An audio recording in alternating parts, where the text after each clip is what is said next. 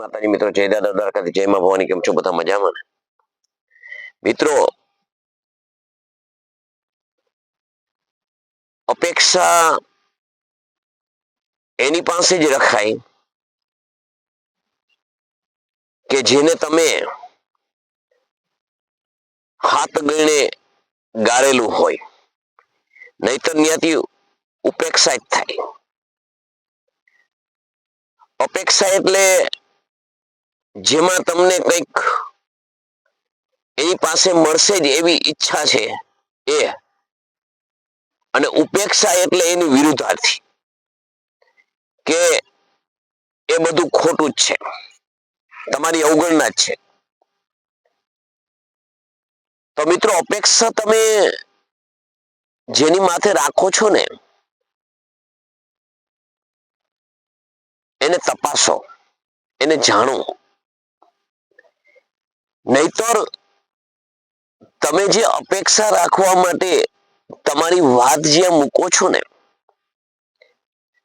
તમારું કામ કરાવવાની જે અપેક્ષા છે, તમારા સમસ્યાની કોઈ અપેક્ષા ઉકેલવાની અપેક્ષા છે, અને જ્યારે તમે એની પાસે અપેક્ષા રાખો છો ને ત્યારે તમે એની પાસે અપેક્ષા રાખવાના કારણે જે તમને 50% અપેક્ષા છે ને 50% તમારી કામની રીત છે, જે રીત એની પાસે મૂકો છો તમે, ત્યારે એ માણસ તમારી રીત બધી સમજી શકે છે, પણ એ માણસ તમારી અપેક્ષાની જગ્યાએ ઉપેક્ષા કરે એમ તો નથી ને, એવું જાણો.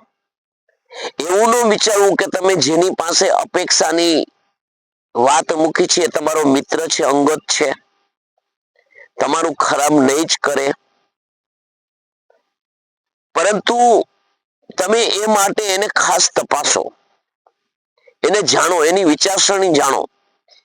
જે કાળથી તમારી મિત્રતા થઈ છે, જ્યાંથી પછી સ્ત્રી હોય કે પુરુષ, તમારી મિત્રતા થઈ છે આજ દી સુધીમાં તમે જે એના પાસે વિચારો મૂક્યા, એના વિચારો જાણ્યા, એમાં કેટલી એના વિચારોની અદલ બદલ થાય છે, ક્યારે એના વિચારો કરી જાય છે, કેવી માનસિકતા ધરાવે છે,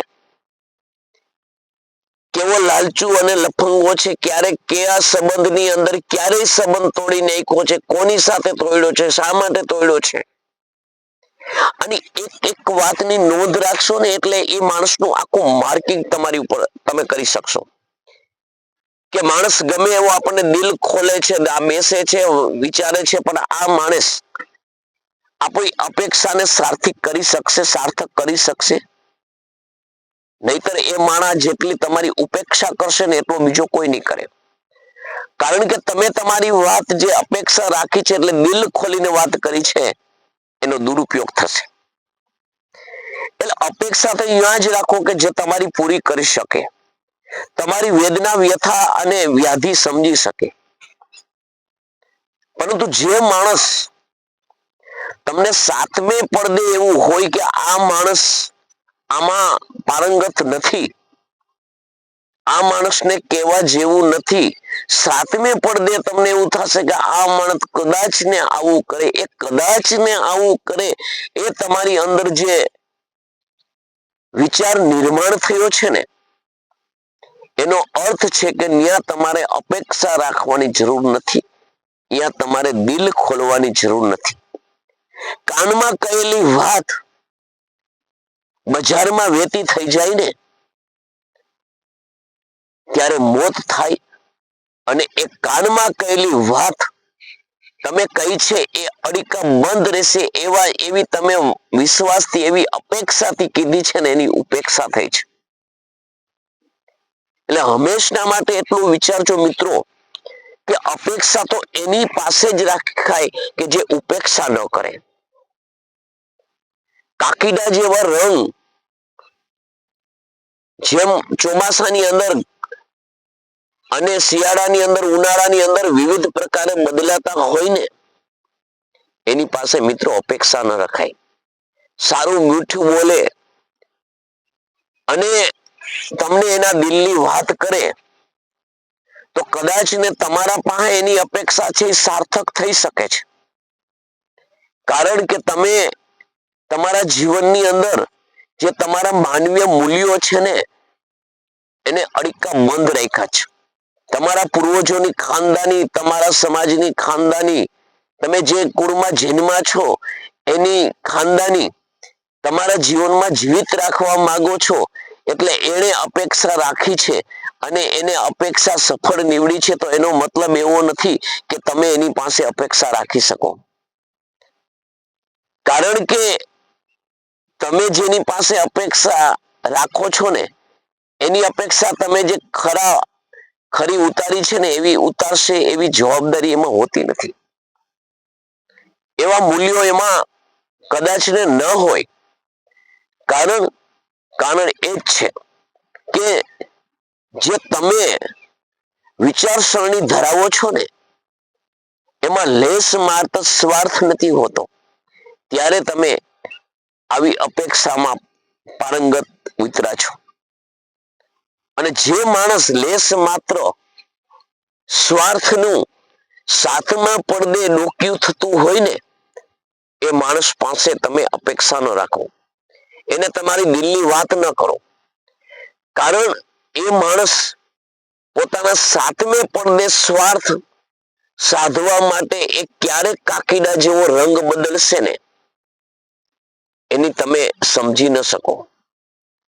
જે માણસ તમારી સાથે બેસવા વાળો માણસ છે અને નીચ પ્રકૃતિનો માણસ કોઈ બીજો હોય, એનાથી તમે દૂર રહેવા માંગતા હોય, એ પણ દૂર રહેવા માંગતો હોય, એવી ચર્ચાઓ થતી હોય, એ માણસને ગાળો ભાંડતો હોય, એ માણસને એ જોયો ગમતો ન હોય, અને એ માણસ સાથે જ જ્યારે એ માણસ સંબંધ બાંધવાની કોશિશ કરે ને ત્યારે સમજવું કે એ માણસ ઉપર તમે અપેક્ષા ન રાખો.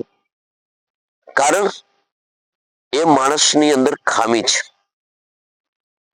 ખામી એ છે કે એ માણસ છે ને એમાં કંઈક એવું છે કે જે એની સાથે સંબંધ બાંધવા માંગે છે.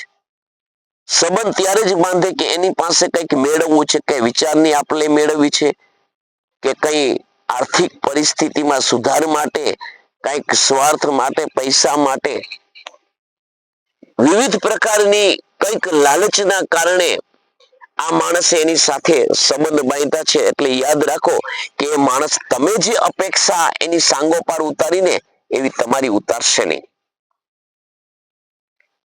આ માણસ પોતાના નિજ સ્વાર્થ માટે સાતમે પડદે જે મેં તમને વાત કરીને અંશ માત્ર સ્વાર્થ હશે ને તો તમારો દુરુપયોગ ગમે તે કરશે. એ ગમે ત્યારે પોતાની જે ખાનદાની સાતમે પડદે છુપાયેલી છે ને એ બતાવશે. તમારા મોત જેવી સમસ્યાની વાત હશે ને તો એ જાહેર કરશે. એ તમારા માથે ગમે એવી સમસ્યા પછી જ્યારે તમે એને કહેશો ને ત્યારે ઓપન થઈ જશે. આવા માણસો જોયા છે મેં. ઓપન થઈ અને પછી એ તમારી વાત સ્વીકારશે નહીં, પરંતુ એ નિંભરો અને નુગરો બની જશે. એ ઓલો જાડી ચામડીનો બની જશે. અત્યારે કહે છે ને ભાજપ વાળા એવો કે જે ના એ તો બધું ખોટું તમારું સાંભળવું જ નથી, સ્વીકારવું જ નથી, તો એની પાસે તમે વાત શું કે મૂકવાના છો, શું વાત તમારી સ્વીકારવાના છે. એટલે અપેક્ષા મિત્રો એવા પાસે રાખો કે જેમાં તમને 100% વિશ્વાસ હોય કે આપણી ઉપેક્ષા નહીં થાય. નહીતર તમારી અપેક્ષા ના કારણે તમે જેને 50% દિલ ખોલ્યું છે ને એ તમને તમારી વાત દોરવામાં, તમારું કામ દોરવામાં 100% સફળ થશે. એક એની જે પોતાની બદનસી ચાલ ઉપેક્ષાની અને તમારી વાત ઓપન કરી એ જાણકારી. એટલે હંમેશા માટે મિત્રો યાદ રાખજો, અપેક્ષા એની પાસે જ રાખજો જેની તમારી ઉપેક્ષા ન થાય. અને આવા લોકો જે છે ને એ અપેક્ષાની ઉપેક્ષા તમારા પોતિકા જ કરે છે, તમારો મિત્ર કરે છે, તમારો ભાઈ કરે છે, તમારો પરિવાર કરે છે, તમારો સમાજ કરે છે. એટલે જે તમે વાત કરો, જે વિચાર મૂકો, એ સામુ પાત્ર માટે અપેક્ષા રાખો એ ખૂબ વિચારીને રાખજો. તમારા જીવનમાં ખૂબ કામ આવશે.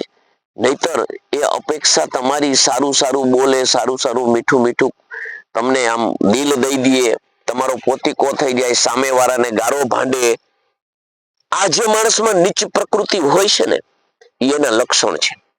સારો માણસ એને ગમે એવો વિરોધી હોય ને તો એના કામથી મતલબ હોય, એનું કોઈ એના હારે કઈ ફેર ન પડે. આની સાથે તમે અપેક્ષા રાખજો, પરંતુ આવા કાકીડા જેવા રંગ બદલશે એવા કંઈક લેશ માત્ર તમને દેખાય ને ત્યાં તમે દિલ ખોલી અને અપેક્ષા ન રાખતા, કારણ કે એમાં તમારી ઉપેક્ષા જ થશે. જય માતાજી, જય દાદા દ્વારકા, જય માં ભવાની.